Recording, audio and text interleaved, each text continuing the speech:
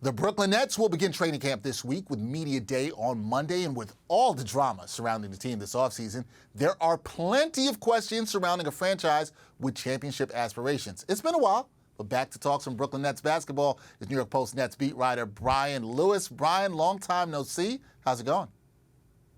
I've been good, man. How you been? I've been good. I'm excited. Basketball is back. We can actually talk some basketball again. Off-season's over. You might not be happy about that, but season is coming up really soon. So, Brian, what an offseason for the Nets, okay? Kyrie Irving didn't get a new contract. Kevin Durant demanded a trade, right? And then reportedly wanted to change the head coach and GM. So with so much drama in BK, how is this all going to work? Well, first, I don't know that there's a guarantee that it will work. That's the first thing. But if it's going to work, I'd say winning is the key. I mean, listen, LeBron tried to get Spo fired, and Pat Riley put him in check, and then you look, and the next 4 years, they made 4 finals and won 2 titles. So it can be done. But I think the key is getting off to a hot start. If KD's playing 40 minutes and they're hovering around 500 2 months into the season, we could be right back where it started. But if you're winning, a lot of the complaints or things that you're kvetching about or things that get on your nerves about somebody else as a person or about the job that somebody else is doing, those things are very easy to ignore when you're winning.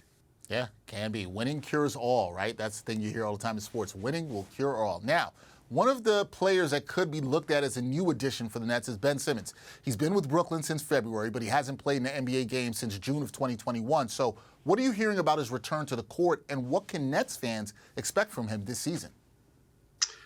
Well, I mean, supposedly he's healthy. I've heard that from people in his camp. I've heard that from people in Brooklyn.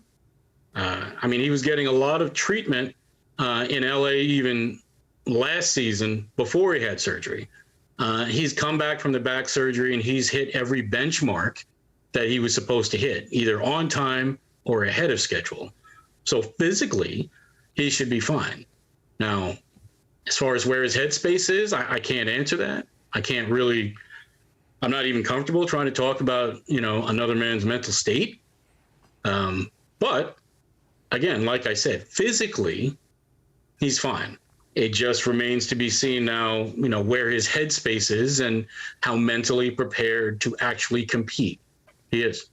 We will have to see how Ben Simmons is when he hits the court, if he does hit the court. Now, looking at the roster, Brian, I would assume KD, Kyrie, and Simmons are penciled in as starters along with Nick Claxton as center. So who locks down the final starting spot on this roster?